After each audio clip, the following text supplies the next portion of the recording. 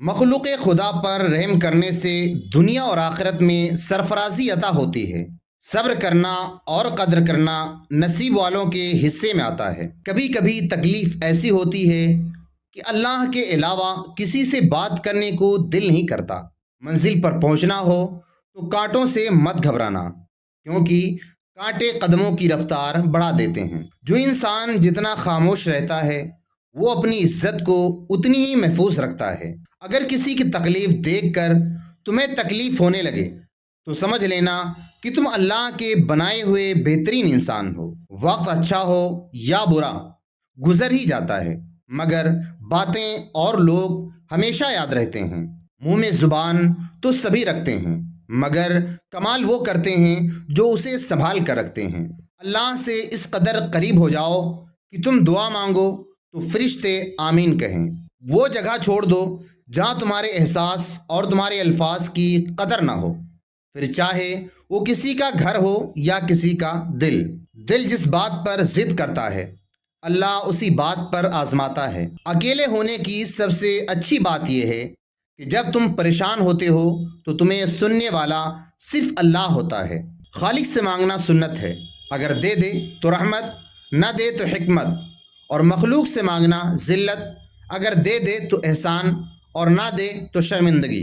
वक्त सबको मिलता है जिंदगी बदलने के लिए, मगर जिंदगी दोबारा नहीं मिलती वक्त को बदलने के लिए। उम्मीद कभी ना छोड़ना, कल का दिन आज से बेहतर होगा इंशाअल्लाह। जब रब राजी होने लगता है बंदे को अपने ऐबों का पता चलना शुरू हो जाता है, और यही उसकी रहमत की पहली निशानी है। उठाकर फेंक दो अपनी ज़िंदगी से हर उस शख्स को जो तुम्हारे दिली सुकून के लिए ख़तरा हो।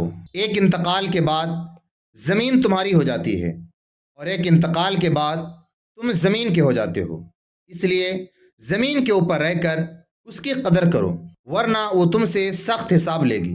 मैं ऐसे रिश्ते को नहीं मानता जो दुख दर्द में सहारा देने के लिए तो गायब हो जाते हैं, मगर ताने देने के लिए हाजिर हो जाते हैं। दुनिया वाले चेहरे और माल देखते हैं, जबकि अर्श वाला दिल और अमाल देखता है।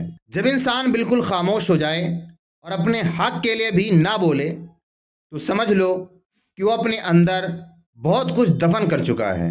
ताल्लुक़ में दूसरे से अपने जैसा होने की उम्मीद मत रखो, क्योंकि तुम किसी का सीधा हाथ अपने सीधे हाथ में नहीं पकड़ सकते। बेवकूफ़ की सोबत से तन्हाई बेहतर है।